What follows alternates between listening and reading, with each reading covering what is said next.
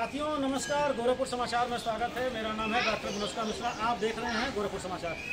आज हमारी लोकेशन है भौवा पार्क, जो गोरखपुर से ठीक 13 किलोमीटर दूर सेवई बाजार के पास यह शिवलिंग स्थापित है। मैं दिखाने की कोशिश कर रहा हूँ, यह किसी द्वारा स्थापित किया गया शिवलिंग नहीं है, बल्कि अपने आप प्रकट शिवलिंग है, जो काफ़ी जीर्ण शीर्ण अवस्था में दिखाई दे रहा है, काफ़ी कटा पिटा है। लेकिन यहाँ यह एक ऐसा मंदिर है जो इस शिवलिंग की पूजा करने का अधिकार देता है। क्या कहानी है, मैं जानने की कोशिश करता हूँ। हमारे साथ संजय गिरी जी खड़े हैं। संजय जी, ये बताइए, आप अपना परिचय थोड़ा दीजिए पहले। हमारा नाम संजय गिरी है, बाबा मुजफ्फर नाथ धाम के पुजारी। संजय जी, ये ज्योतिर्लिंग में कर रहा हूँ, मुँह से निकल गया, ये जो स्थान है भौवा पार्क जी, भौवा पार्क का इतिहास थोड़ा बताइए। मैं नीचे आपको लेकर चलता हूँ और शिवलिंग के पास खड़ा होकर न्यूज़ बनाने की कोशिश कर रहा हूँ। शिवलिंग का ये इतिहास है कि पहले यहाँ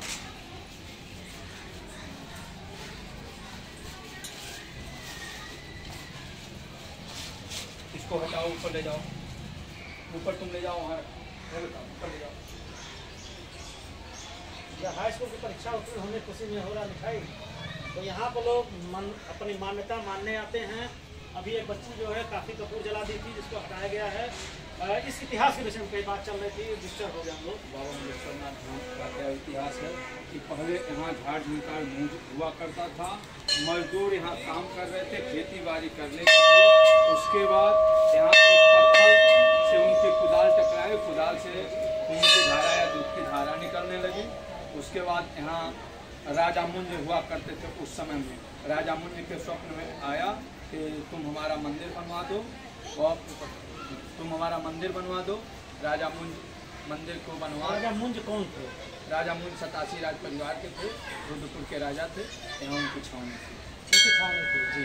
ये शिवलिंग काफ़ी कटा पिटा है, कई तरफ यहाँ पे कटे पिटे का चिन्ह है।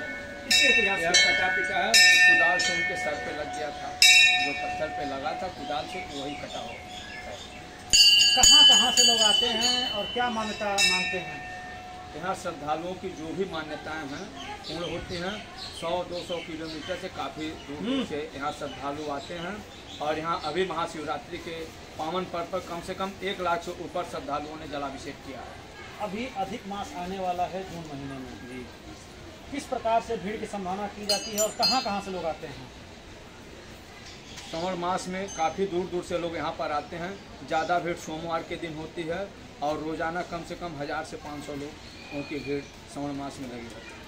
आरती का क्या क्रम होता है? आरती का क्रम, आरती का और पूजा कब से शुरू होती है, क्या बजे से प्रातः? आरती का क्रम ये है कि शाम को सायं 7 बजे के बाद आरती का कार्यक्रम रोजाना चलता है। और श्रावण मास में सोमवार के दिन महाकाल का रूप दिया जाता है, भगवान भोलेनाथ का अलग अलग उनका श्रृंगार किया जाता है। और श्रद्धालुओं का श्रावण मास में सोमवार के दिन कम से कम 2 से 3 हज़ार लोगों के शाम के समय में आरती में भीड़ रहती है। इस पे छत नहीं लग पाया, हम दिखा रहे हैं, ऊपर खुला पेड़ है जी। ये पेड़ भी बहुत प्राचीन है, लगभग 500-600 साल पुराना है। आखिर छत क्यों नहीं लग पाया, क्या कारण है? यह झारखंडी महादेव हैं। पहले कुछ लोगों ने यहाँ छत लगाने का प्रयास किया, लेकिन छत नहीं लग पाया। आज अभी विश्वस्त सूत्रों से ज्ञात हुआ है, नंदी भगवान को बाहर से लाया गया, जो ट्रक पे खड़ी थी। जी। मैं वीडियो नहीं बना पाया जी। हूँ। कितने वजन की नंदी हैं? और नंदी भगवान छोटे से हैं, मैं दिखाने की कोशिश कर रहा हूँ। बाहर भगवान भोलेनाथ के दरवाजे पर खड़े हैं। बड़ी नंदी मूर्ति लगाने का क्या उद्देश्य है? बड़ी नंदी का मूर्ति लगाने का उद्देश्य यही है कि बगल गांव के हमारे बड़े भाई अदालती प्रजापति जी, जिनका कारोबार हैदराबाद में है और मन्नत माने थे, उन्हीं के मन्नत पूर्ण होने पर उन्होंने नंदी जी का मूर्ति स्थापना करने का विचार किया। 10 से 12 टन के नंदी। अच्छा, पहले के भौवा पार्क के मंदिर में और आज के भौवा पार्क के मंदिर में कितना निर्माण कार्य हुआ और आगे किस प्रकार से निर्माण कार्य चलता रहेगा? परम पूज्य महाराज